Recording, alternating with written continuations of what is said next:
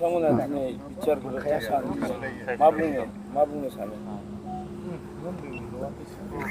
73थि republic day Khanapara गुवाहाटीयाव announce खालामनाय थांनाय 27 जानुवारि जे 2020 बिटिआर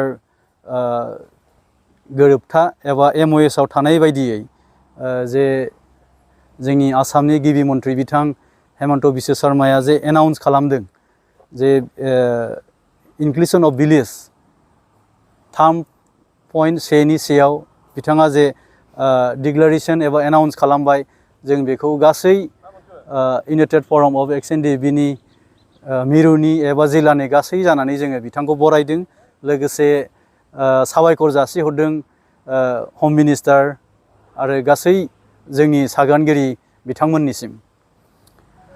नैथियाव दिनै थामथि एकर्ड डे एबा गोरोबथा सान दिनैनि दिनावनो गासै बर'फोरनि जेंनाफोरखौ बोस्रांनो थाखायनो एकर्डखौ खालामनाय जादोंमोन।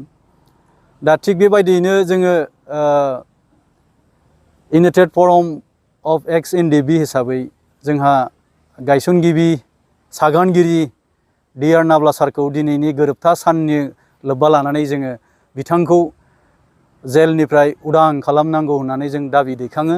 लोगोसे गुवाहाटी सेन्ट्रेल जेलाव थानाय गासै जोंनि भाइस प्रेसिडेन्ट रिबिखां सार दङ, जोंखां बिथांमोन दङ, लोगोसे फासिनि अर्डार जानाय, NIA केस जानाय, CBI केस जानाय, गासैबो रोखोमनि केस जानाय एबा गावनि दुखु दाहाखौ जिउ खुंनानै जोबथेसालियाव थानाय बिथांमोनखौबो दिनै पिस एकर्डनि गेजेरजों दिनैनि पिस एकर्डनि सानावहाय जोङो गासै इउनाइटेड फराम अफ एक्स-एन-डि-एफ-बि नि जानानै बिथांमोनखौहाय आनकन्डिसनेलि जेलनिफ्राय उदां खालामनांगौ एबा रिलिज खालामनांगौ होननानै जोङो गासै एक्स-एन-डि-एफ-बि हिसाबै जोङो बिथांमोननिसिम दाबि खालामो। हम मिनिस्टार दिनै आसामनि गिबि मन्थ्रि डक्टर हेमन्त बिश्व शर्मा सार बिथांमोननिसिम जों गासैखौबो दिनै बिथांमोनाव दाबि खालामो उदां खालामनांगौ होननानै। जिहेतु सरकारा नोंथांमोननि केस गासिबो जागोन बायदि गासिबो नोंथांमोननि मिथिनायाव मानो जामारा ना माब्ला जागोन होननानै केसनि बेलायावहाय जोङो थांनाय 10 जानुवारियावहाय जों दिल्लीयाव सावरायदोंमोन। बियो मोनसे वान अफ द बेस्ट अफिसियेल मिटिं दिल्लीयाव जादोंमोन नर्थ ब्लकआवहाय। जोङो बेवहायबो दाबि दैखांदों नन हाइनियासजों लोगोसे हाइनियास गासैबो केसफोरखौनो सालिजारि खालामनानै थाबैनो बेखौ फास्ट ट्रेकआवहाय फोजोबनांगौ होननानै जोङो दाबि दैखांदों। लोगोसे मैया जे आसामनि गिबि मन्थ्रि डक्टर हेमन्त बिश्व शर्मा सारा जे एनाउन्स खालामदों 2001 मुंख्लंनि जे लिस्टखौ दिनैहाय जोङो बेल' नङा जोंनि गासै बर'नि उदांस्रिनि दाहायाव जे मुंख्लं जानाय जोंनि लिस्टआवहाय दङ गासै 3110 जोंनि गासै मुंख्लंफोरा दङ। बेनिखायनो हयथ' बिथाङा बबे पइन्टआव बुंदों आं हमनो हायाखै। दा जोङो गासैबो दाबि दैखांदों जों जेसेबां लिस्ट साबमिट होदों बियो जेन' गासैबो मोनो जों बेखौनो बिथांनिसिम अनुरद खालामदों। जोङो माखासे खौरां बिजोंनि गेजेरजों जों खोनाबाय थादों मोनथिबाय थादों माखासे एक्स-एन-डि-एफ-बिफोरा केडार्सफोरा माने दावराव जानायखौ जों नुनो मोन्दों। नोंथांमोना मा बुङो बेनि सायाव? एक्सुवेलि नैबे एक्स ग्रेसियाया जेनेबा एक्स ग्रेसिया माने बे रिहेबिलिटेसना 4 लाख रां होनाय अनसुंथाइ होनाय जादोंमोन। बियो नै दाखालि माखासे लिस्ट ओंखारदों। दा बे माखासे लिस्टआवहायबो आरो माखासे जोंनि हार्डक'र केडारफ्रानो थालांबावदों। दिनै जों जुदि बुंनो थाङोबा जोंनि मेगननि नोजोरावनो क'क्राझार डिस्ट्रिक्ट बायदि हिसाबै दिनै जोंहा बि मोदै थालांदों, दिनै जल' थालांदों, दिनै एस आनथांमोन थालांदों। दिनै बिसोर एकदम हार्डक'र।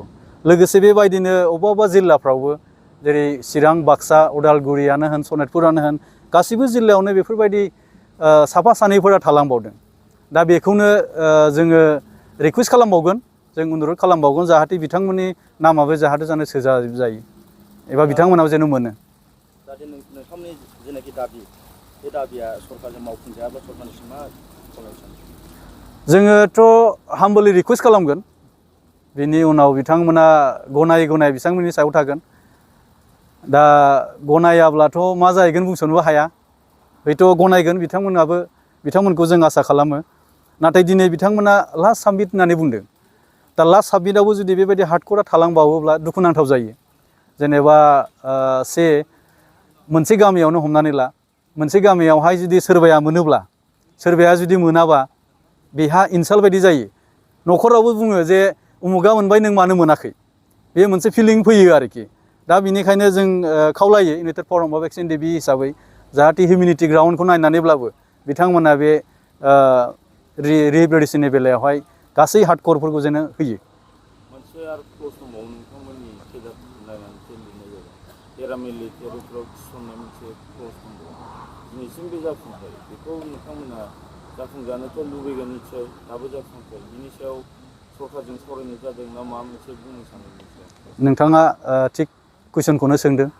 जोङो थांनाय दाखालि 10 जानुवारि जे अफिसियेलि मिटिं, जों बेखौबो दाबि दैखांदों आरो बिथांमोनाबो बुंदों जे क्ल'जआव थानाय 10.2नि बायदियै जे गासै पारामिलिटारियानो जा बा मायानो जा गभर्नमेन्ट स्किम, जब स्किमखौहाय बिथांमोना NDB-जों लोगोसे जोंनि बर'नि गासै जोहोलाव एबा जोहोलावजोफोरनो होगोन होननानै बिथांमोना दाखालि फोरमायदों।